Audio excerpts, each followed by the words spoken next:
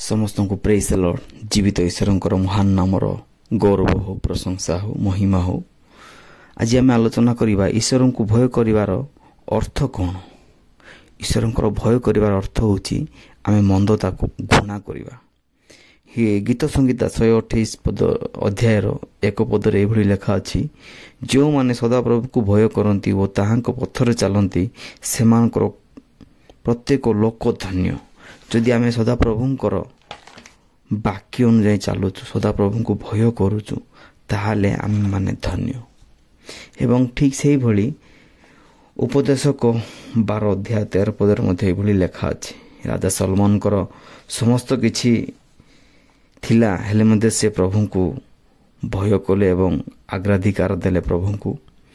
समस्त किछि जो ए दुनिया रे समस्त किछि मिली पारे, किंतु से जाक क्षणस्थायी। जदि ईश्वर को जदि आमे भय करिबा एवं ईश्वर आज्ञा को सब जदि पालन करिबा, भय करिवार अर्थ होछि ईश्वर आज्ञा पालन करिबा एवं मंदता को संपूर्ण भावे आमे घृणा करिवार अछि। ईश्वर प्रति ताहांकर दया और विचार प्रति विस्मय, भक्ति सूचक, सम्मानजनक मनोभाव नहीं आमे मंदता परित्याग करी सठिक कार्य करिवा पई अधिक शक्ति प्राप्त हवा। ईश्वर वाक्यर मानदंड आमर पथ प्रदर्शक हेब। यह मध्य जीवन सर्वस्व उद्देश्य साधन दिगरे आमको साहाय्य करिवो। जदि आम ईश्वर वाक्य अनुजाई चलुचे, मंदता को जदि आम घृणा करुचे, ताहाले मध्य आम मान प्रति आशीर्वाद रही। से आशीर्वाद कौन कौन रही आम जानिबा, चिंता करबा।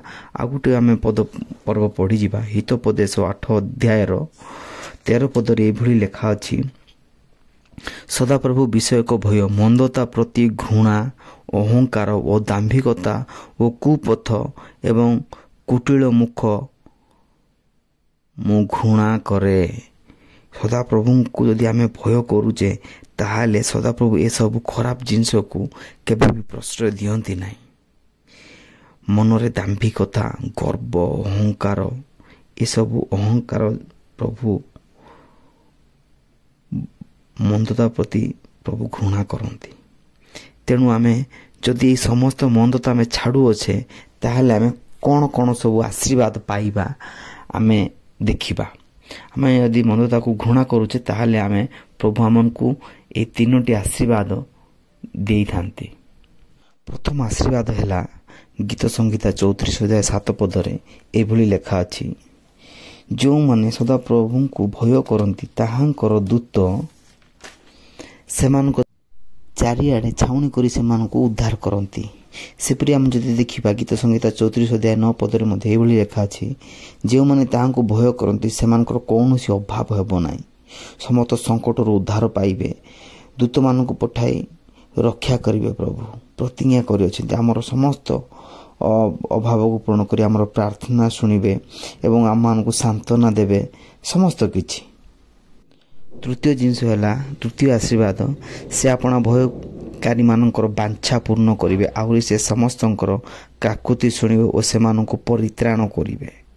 प्रभु हम मानक परित्राण करिवे। जदि आमे प्रभु को भय करिबा एवं प्रभुंकर वाक्य अनुसार जदि आमे चलिबा, ताहाले प्रभु हमको आशीर्वाद करिवे एवं हमको समस्त विपदरु, आत्मिक विपदरु रक्षा करिवे। एवं समस्त मंदता को जदि आमे घृणा करिबा, ताहाले आमे प्रभुंकर सहभागितारे प्रभुंकर आशीर्वाद को ग्रहण करि परिबा एवं से परित्राण को आमे आम जीवन रे ग्रहण करि परिबा। प्रभु एई वाक्य द्वारा आम समस्त को बहुल रूपे आशीर्वाद करंतु। आमेन, आमेन, आमेन।